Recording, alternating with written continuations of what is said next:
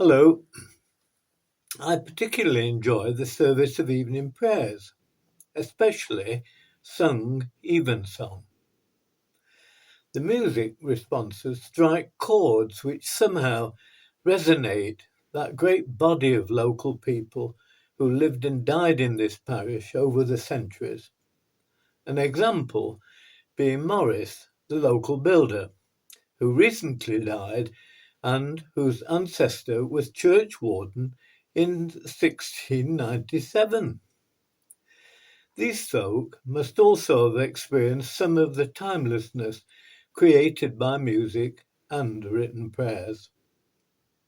However, this type of formal service does not suit everyone, and many enjoy the energy and vibrancy of the charismatic experience with its choruses and apparent impromptu nature of the service itself. Both types of service include a sermon, and in the case of evening prayers, I like its emphasis on exploration into the background and meaning of the Gospels.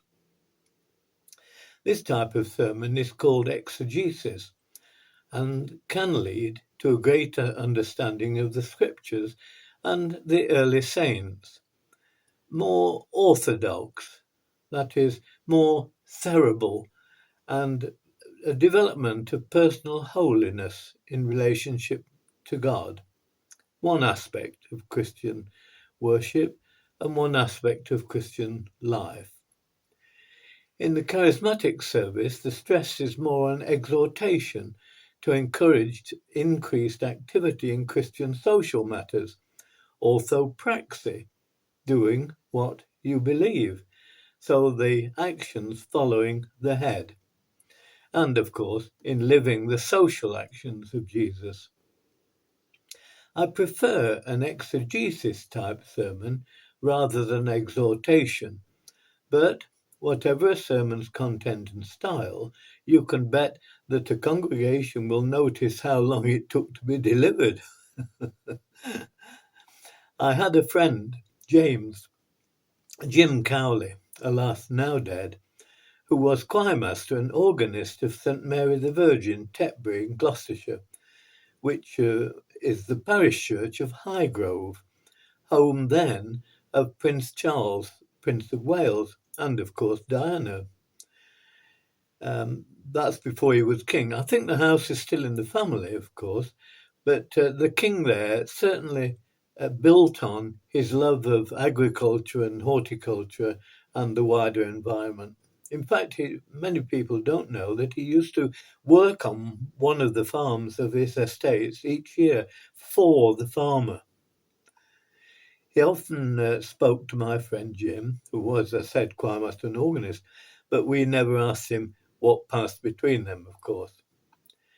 During his years of service, Jim heard many sermons and always said that the best were always under 15 minutes in duration.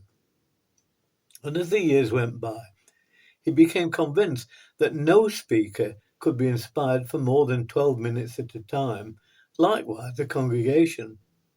He said that when he died, he wanted to be cremated, and his ashes would make a 12-minute timing glass, a sort of hourglass, but for 12 minutes. The glass would be placed on the side of the church opposite to the pulpit. So if the pulpit's, let's say, on the north side, at the same level as the pulpit, the hourglass would be placed on the south side, in line with the preacher, so that the preacher could see it as well as see the congregation. And his idea was that at the start of the sermon, the church warden would walk slowly to the front of the church with his hourglass and put it on the platform opposite the pulpit and turn it over and start it running. In this way, the speaker would be sure to notice where the eyes of the congregation were fixed. Inspired or not, I'm confident that no one would look at Jim's clock without thinking that life is precious and be inspired to make best use of it whilst the glass is still running. Thank you for watching, and if you like this, please tick the like box and subscribe if you would like to. Thank you very much indeed again, and God bless you all.